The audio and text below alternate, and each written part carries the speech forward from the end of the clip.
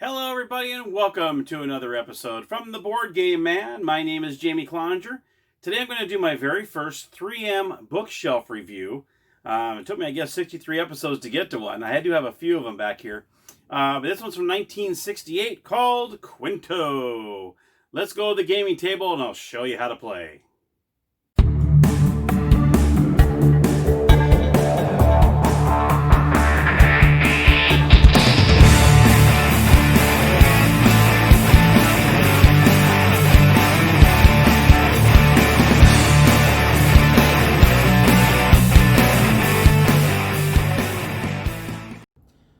Hello everybody, we are at the gaming table and here is what Quinto looks like. Now here's the board. It's a plastic board that folds in half. Unfortunately I don't have the fancy one. I've seen some other reviews on this where they actually had like the gray, cloudy kind of background, which I wish I had that. But you know, when you're in a estate sale and you find the game, you're kind of at its mercy. But you know what, it still plays the same. It's not as pretty as that one, but hey, it'll work. So I was just very excited to find this. So I think I was the 35th person to get in there. So I was crossing my fingers, and sure enough, I got in there, and it was still sitting there. I'm like, yes! So I snagged it. So anyhow, let me show you the components. First of all, we have the board that I just mentioned. This one actually comes with it looks like a dry erase type scorecard here. And it's a 2 to 4 player game. And we also have the red tiles, the multiles. And these are from 5 to 9, as you can see here. 5 to 9. And what you do on these, it's a 2 to 4 player game. So what you'll do is you'll put all these face down, and each player will grab one. Okay? So say, one player grabs 9, and one player had 5, and one player grabbed 8. So what you do is whoever came closest to 5, or whoever chose 5, gets to be the first player, second player, third player, and so on. That's what the red tiles are for. So we'll do a 2-player, so we'll just pick 5 and 8. So we'll do first and second player. Okay, so we're going to do a 2-player game. 5 goes in the middle of the board. That is going to be our multiple number. Now what happens is you have all these other brown tiles here. I think some of these versions are black. These are actually brown in this version. And you can see they have numbers up from 0 to 9. Okay. Now what happens is each player will receive 5 tiles to begin the game. So what you'll do is I'll just kind of blindly choose 5 for player 1 here. And we're going to blindly pick 5 tiles here. And now we will start the game. I also have a little score sheet because I'm not going to write on that. Player 1 and player 2, we'll do a couple rounds here. That way you can see how this works. Let me push this back a little bit. That way I can get the things here. We got the players here. Now what you're going to try to do is you're going to try to place on the board as many tiles as you can that are in increments of 5 or multiples of 5. Okay, so for instance, player 1 is going to look at his tiles. Let's look at his tiles. I'm going to go ahead and show you here. And let's put these face up. And these are the numbers we have. I'm going to put these in order, that way we can see them. So we have 3, 5, 7, 8, and 8. Those are the 5 numbers that player 1 has. Player 2 is going to have 6, 9, 8, 2, and 0.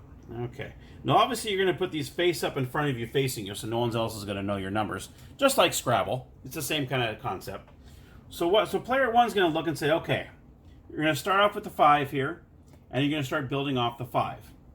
So in this instance I can say, okay, I'm going to put 5. Now this makes 10, but you can keep going as many tiles as you need to go. And I'm going to put 7 and 3. Now you can see this adds up to 20. You have 5 and 5 is 10, plus 7 and 3 is 20. So player 1 is going to say, okay, that is my score. So what you're going to do is player 1 is going to put 20 as their first round score. Then what they're going to do is they're going to grab 3 tiles to make sure you always have, oh my goodness, 4 8s. Jeez Louise. So you're always going to have 5 tiles in your inventory here. So now so player 2 is going to look at this and say, okay, let's see. What we can do is let's do, just to show you how this works. Let's do 8. So that's 13 and 2.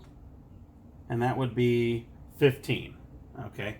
So what you do is you're going to add up the points here. 8 and 5 is 13, plus 2 is 15. So you put 15 points for player 2. He would grab 2 tiles out of the box, and so on. Now what you can do is obviously you can use in 2 different rows. So say for instance we can do, let's see if I can get this to work here. How about, of course I have a lot of 8s here. Now say there's a turn where you just can't make any kind of points. Say you just can't do anything. Then you just simply lose your turn. Okay, so if you have any tiles and you just cannot figure out any way to any increment of 5, you just simply lose your turn and it goes on to the next player. Hopefully that never happens, but you never know. Okay, so in this case, we're going to do, kind of hard with 4 8s and a 0. So what I can do is, since he's kind of stuck with the 8s, is he can put a 0 here. And you can still, now he has the 15 points. So you can do that. So you're going to add 15 points to that, so he's going to have 35. So 35 to 15, he's going to grab 1 tile here. And now we're going to move on to player 2. So I want to do a multiple one, that way you can kind of see how you can add points here. How about, he could probably do, well, just to keep this going, we have 7, 3, and he can go 9 and 6. So what in this is you can go 10 and another 15, that's 25 points here. So you would add 25 here, it'd be 40 to 35.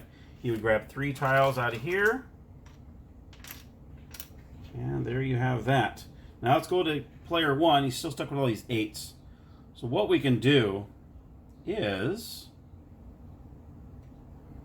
let's see if I can make this work. 16. Just so I can show you how this works, I'm going to change this 4 into a 2. Just so I can show you how you can do multiple scores. So say I wanted to go 8, 8, and 2. Okay. So what happens here is you're going to get the points coming down here. You're going to have 16 and 7 is 23, plus 2 is 25. Plus, you would get the 15 points here. Okay, you get 15 for this as well. So that's the cool part there, is you get points going this way, and you get points going this way. So see how I did that? So he's going to get 16, 23, so 25 on that row, so it's 25 there. 60, plus another 15 going this way. So we end up getting 75 points. And I only use 2 tiles. So that's pretty cool. And then you just grab 2 more tiles out of here, and so on. So you keep going back and forth. The maximum amount of tiles you can have in one row is 5. So you cannot have any more than 5 tiles going on this way. So you can't, I can't just go in here and say, I want to add, 2 more tiles at the end here. You can't go 6 tiles. You can only go a maximum of 5. So you can only add 1 more to that row if you could. All right, so 5 is the max. If you were to use all 5 of your tiles, say you use all 5 in one blow, it has to be in 2 different rows. Okay, so for instance, let's see if I can do that. Let's see if I can pull that off. I don't know if I can here in the limited amount of time, because I kind of wanted to show you how that would work. Let's see, 16. Oh, you know what? Let's do this. So I'm going to do this. I'm going to do 0 here. So I still get part of the 20 points. And I'm going to put all these right here. Let's see if that works. Okay. So I put the 0 here. So this goes here. So this is going to be the 20 points. So I'm going to put 20 points here. It's going to be up to 60. And then I used all 5 of my tiles, but I got points going 2 different ways. This is 16, 19, and 25. Plus the 0. So you get 25 points going that way. And just like that, since I used all 5 of my tiles, I made sure that I can score 2 different ways. That's the only way you can throw all 5 of your tiles down in one shot, is if you're scoring in 2 different ways. That is one of the rules as well.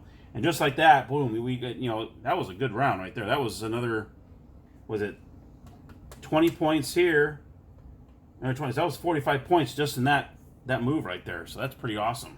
And then you would grab a whole new 5 tiles out of here, and so on. And there you have it. And then you just keep going back and forth until all the tiles have been played. Any unused tile, say we just, say this player just used the last of his tiles, say all these tiles are on here. You just used the last of the tile, and player 1 still had 2 tiles, and all the tiles are gone. You would deduct the amount of tiles that are left over from the one player that didn't finish. So say everything was done, you add up player 1, but then player 2 still had 7 and 6, you would subtract 13 points from the player 2's score. And that's how you do that. There's other little ways you can do this as well. You can also put all 5 of these face down if you want, so that way it's not always 5.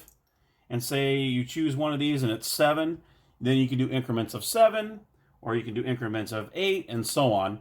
And for kids, if kids can also, this is great for kids too. They're multiplying tables. You can, I mean, if you want to do 2, 3, and 4 you can do that too.